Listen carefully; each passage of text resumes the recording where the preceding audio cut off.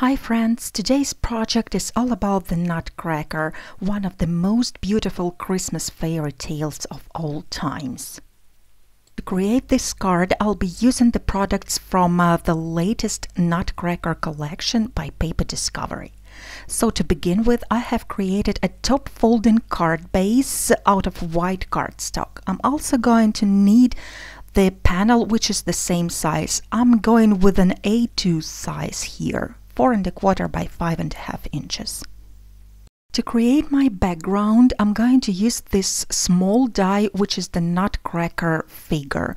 I've die cut it 15 times out of white cardstock. This will be enough to cover up the entire background with those toy soldiers. Also going to add some stenciled details to each die cut, so I'm going to use Hickory Smoke Distress ink, which is the neutral gray. I'm simply placing the die cut back into the die like this, and then I'm going to apply some ink with a mini sponge dauber. I'm applying quite a lot of pressure here because the slits in the die are quite small. Then I'm releasing the die cut from the die, and here I have the tiny details added to this image.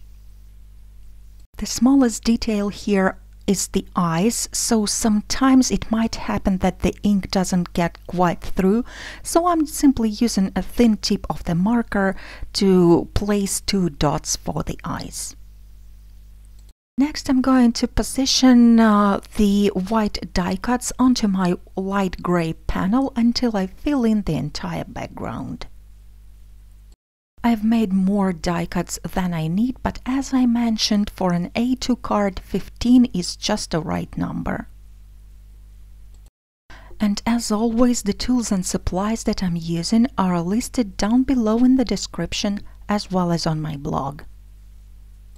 Now when I have them all in place, I'm going to lift them up one by one, apply some adhesive and stick them back down.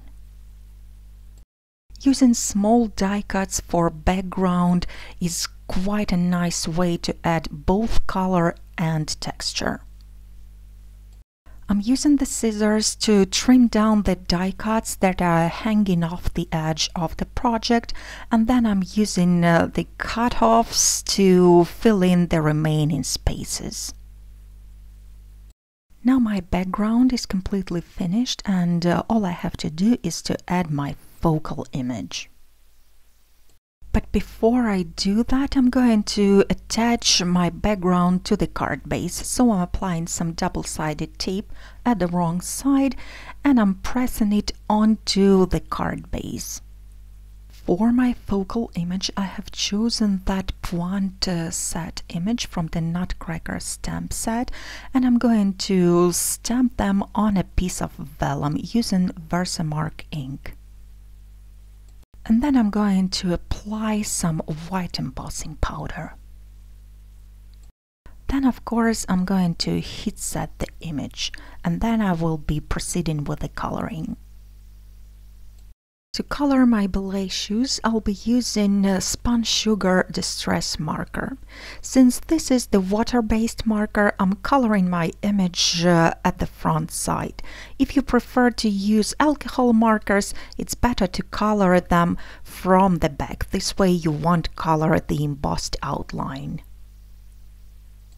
I'm also going to use Worn Lipstick Distress marker, which is a slightly deeper shade of pink, to color in the inside of the shoes. Once I'm finished with the coloring, I'm going to use a circle die of the matching size, and I'm going to trim down my piece of vellum this way. I'm going to use the same die set to create the matching frame for this image out of white cardstock.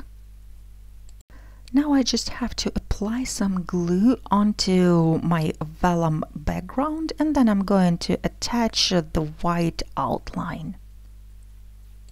Since I want my circle label to look kind of like a medallion, I'm going to attach some ribbon to it, and here I'm using the white organza ribbon. So first I'm trimming down a piece of ribbon to the size that I need for this card, and then I'm using the hot glue to attach it to the medallion just behind the white frame, the one that is not transparent. And since this ribbon is really light and airy, I thought I would add one more piece of ribbon just behind the first one. To attach my medallion to the card, I'm going to use the foam tape. I'm trimming the tape into thin pieces, and then I'm going to peel off the liners and attach the tape at the back of the frame. With no paper liners, the tape becomes quite pliable and it is perfect for attaching onto circle pieces. To level everything up, I'm not going to attach any tape, just behind the ribbon.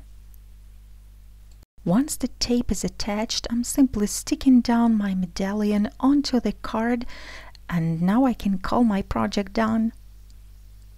And this is what the finished card looks like. It is totally mailing friendly, although it has quite a lot of dimension and texture.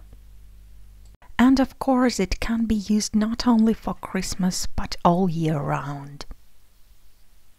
So this was the day 10 tutorial of my 25 Days of Christmas series. The next one is coming out tomorrow and I hope to see you back then. Bye bye!